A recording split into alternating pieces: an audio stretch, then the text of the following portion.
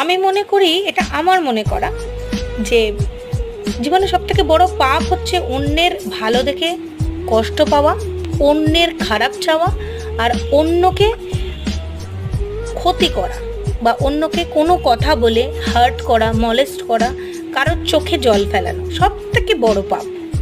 এই পাপের শাস্তি যখন ঈশ্বর দেন, তখন সেটা নেওয়া খুব খুব ডিফিকাল্ট। বিশ্বাস করবে না, আমাকে এই এত বছরের লাইফে আমি প্রচুর অপমানিত, ছোটোবেলায় খুব প্রতিবাদ করতাম, বাজে কথা বলে ফেলতাম, ঝগড়া করতাম, কিন্তু যত বয়স বেড়েছে তত আমি অনেকের থেকে অনেক খারাপ কথা শুনেছি, যেটা হয়তো কারণ মুখ থেকে শুনেছি অথবা সামনাসামনি, কিন্তু আমি তাদের কখনো খারাপ চাইনি। আমি ঈশ্বরের ওপর ছেড়ে দিয়েছি। বিশ্বাস করবে না, যতটা হয়তো আমি বলতে পারতাম তার দ্বিগুণ তাদের খারাপ হয়েছে, কিন্তু ক্ষমা করে দিতে শিখতে হবে। বাকিটা বিচার ঈশ্বর করবেন। ভালো থেকো, কখনো কারোর খারাপ চেও না, সবার ভালো হোক।